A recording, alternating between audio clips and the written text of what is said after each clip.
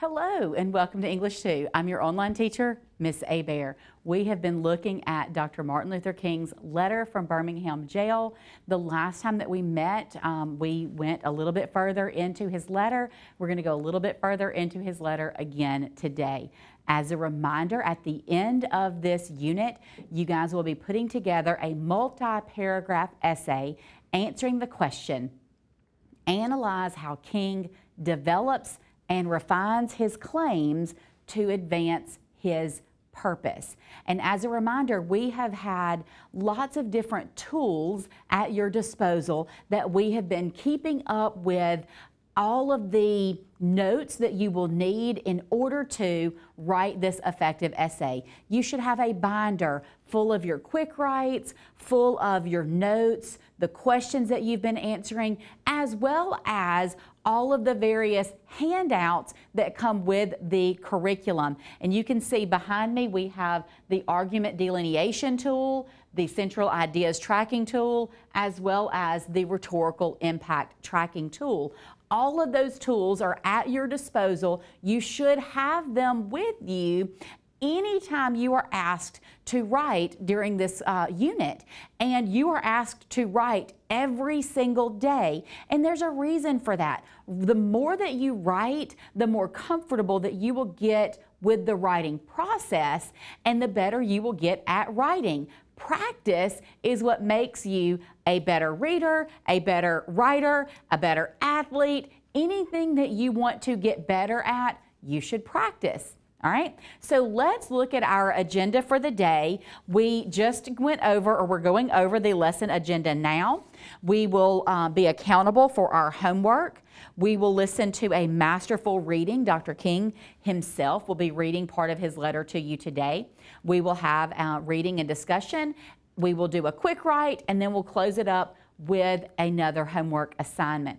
Also, you can see on your screen the standards that we are going to be working with today, as well as paragraphs 24 and 25, the exact text that we are working with today. So let's be accountable to each other for our homework. So last night you were to do a couple of different things. You were to research some people, and then you were supposed to pre-read paragraphs 24 and 25. So I want you to turn and talk with a partner, and I want you to refer to your annotations and discuss where you start when King uses the word extremist.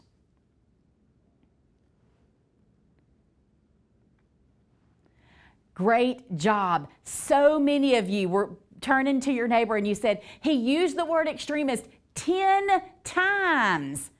10 times. That's a lot. That's a lot. So let's look at all of the places that King uses the word extremist. So the first time, I gradually gained a bit of satisfaction from being considered an extremist. And then he starts comparing all of these other extremists. Was Jesus not an extremist? Was Amos not an extremist? Was Paul, Martin Luther, John Bunyan, Abraham Lincoln, Thomas Jefferson? And then he starts those rhetorical questions. So the question is not whether we will be extremists, but what kind of extremists will we be? Ooh, I missed that. That's another one, so that's 10, that's 11. And then the next statement, will we be extremists for the preservation of injustice, or will we be extremists for the cause of justice? Guys, that's 12. 12 times he uses that word extremist. So is he comparing himself to these different people, or is he comparing anybody who supports this non-violent, direct action? He is calling them, he is comparing all of them and himself to an extremist and to these various people from history that we might consider extremists. So I want you now to turn and talk with a different partner, and I want you to go over your research, the notes that you put on those different people and who they were and why would he use those particular examples when he talks about the word extremist. So turn and talk with a different partner.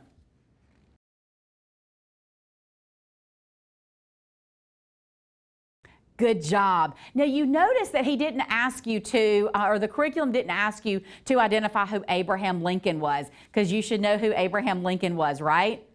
He was one of the American presidents from your history classes. That's right. There were a couple of others that they didn't ask you to identify. But the ones on your board, let's go over those different extremists, okay? So Jesus is considered the Son of God in the Christian religion.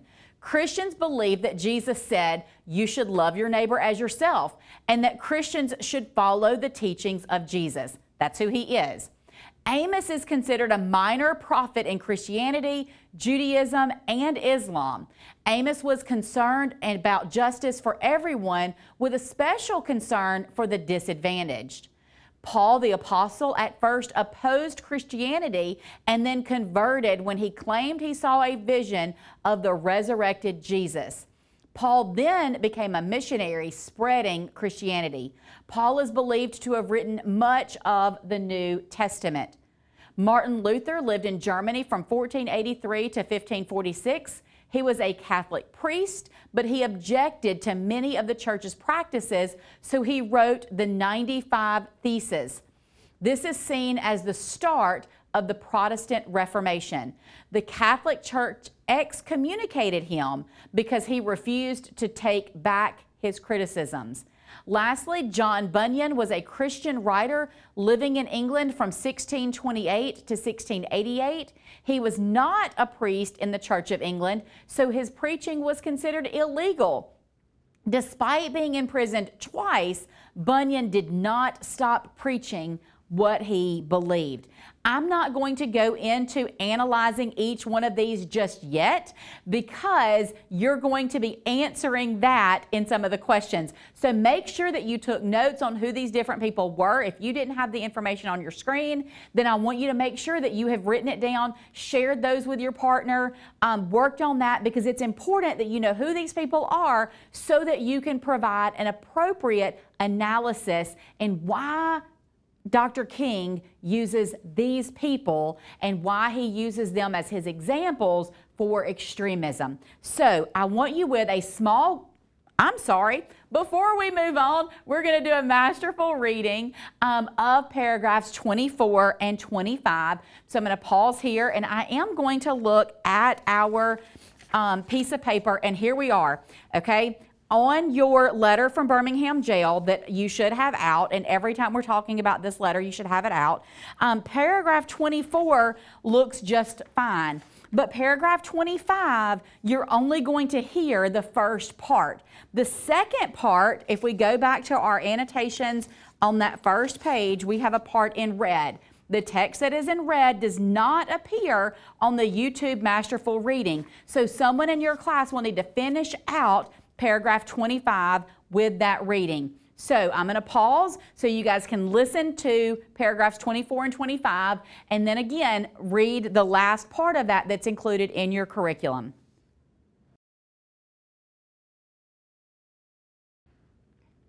Great job. Now we're going to get with a small group or with a partner, and I'm going to put some questions on the board about paragraph 24. So I want you to reread with your partner paragraph 24 and answer the questions that are on your screen.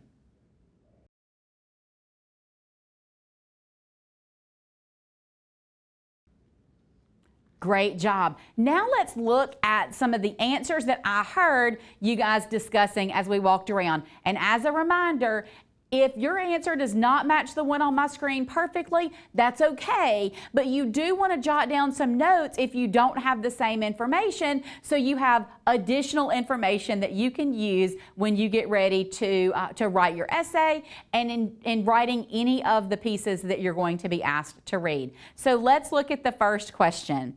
How does King begin paragraph 24, and how does this connect to the last sentence in paragraph 23? What is the significance of this connection? So you can see we have a complete sentence. Make sure you have that. King initially in the last sentence of paragraph 23. So when King begins paragraph 24 with the word but, he is making a shift and highlighting the difference between his first thought and how he then gradually gained a bit of satisfaction from being considered an extremist. Remember when we talked about paragraph 22, we talked about he used the word "at first I thought this way," and we knew that somewhere he was going to change his thinking. Here's where he changed his thinking. That happened in paragraph 24. So let's keep going. What does King claim about the religious and historical figures that he references in paragraph 24? He claims that all of these men are extremists, right? Next, what is the impact of King's use of rhetorical questions to make his claim? By you using rhetorical questions that act as statements, King emphasizes to his addressees that there is no question that these men are extremists.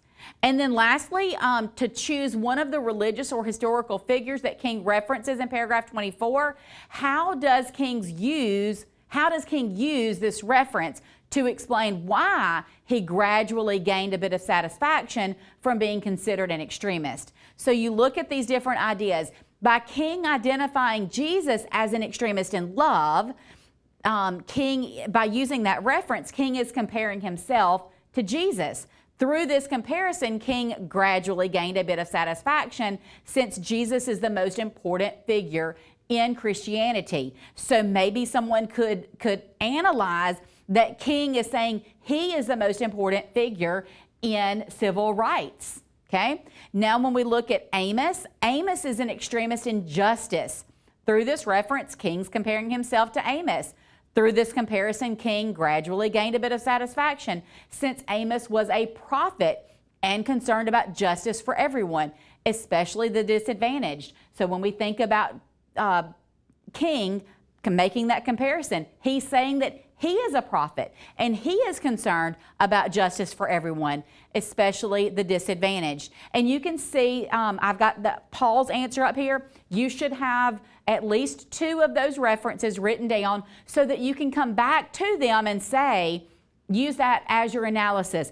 Remember, we also need to be making sure that we are keeping up with all of this in our rhetorical tracking device, okay? And that rhetorical tracking tool. Make sure you're keeping up with that as we move forward. I'm going to have you guys discuss a few more of those questions in that set of questions, and then we'll come back and I'll give you another assignment. But again, the last time that we met, I had you guys reading some of the questions and discussing them as a class. That's what I'd like for you to do now.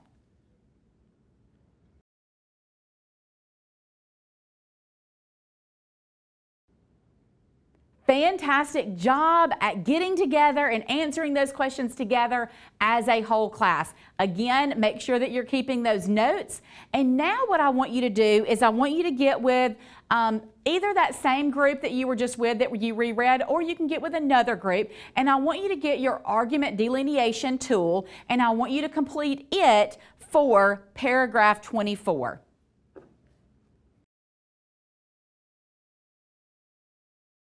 Great job. Now let's reread paragraph 25 and answer the questions that are on your board.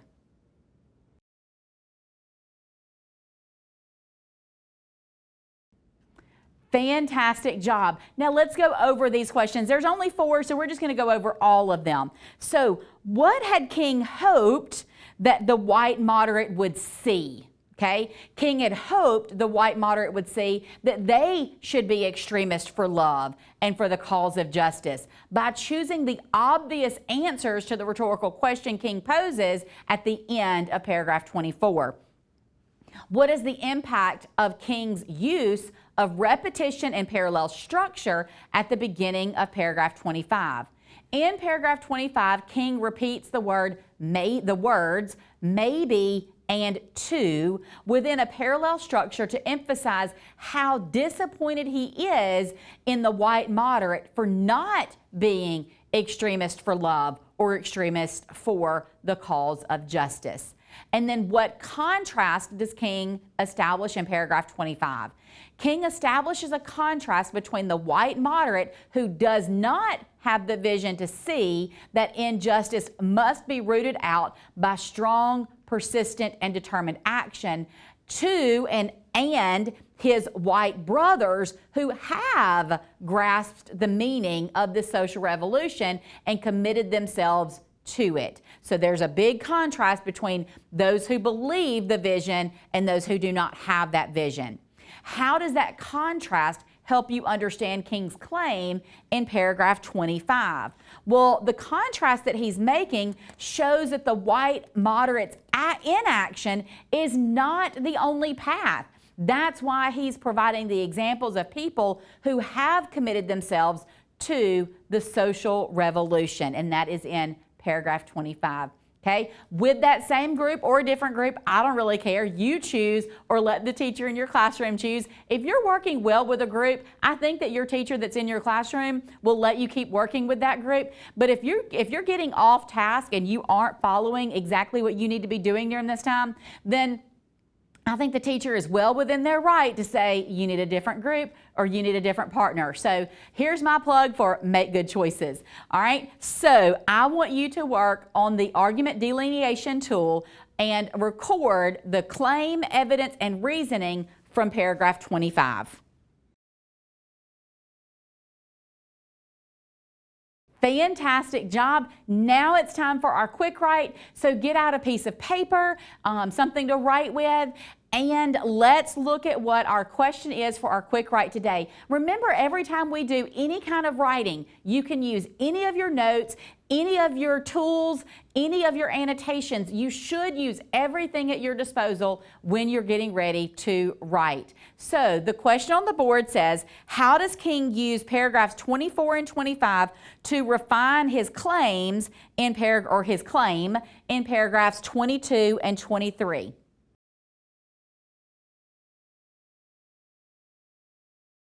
Great job. I can't wait to read those responses. We're going to wrap this day up, and I'm going to give you a little bit of homework. We're going to switch gears the next time we meet, and we're going to look at a poem. So tonight, I want you to conduct a brief search into this Tagore, who is the author whose work we will focus on in the next lesson. So choose 3 facts about this person and explain how these facts might contribute to his perspective as a writer. And then you are going to read the poem Freedom by Tagore, box any unfamiliar words and look up their definition. Choose the definition that makes the most sense in context and write a brief definition above or near the word in the text. And your teacher will have copies of that poem to hand out to you so that you can read. If you want to annotate, I would love for you to annotate. It is not necessary, but I think it will help you when we get ready to analyze that poem the next time that we meet. Until then, happy learning.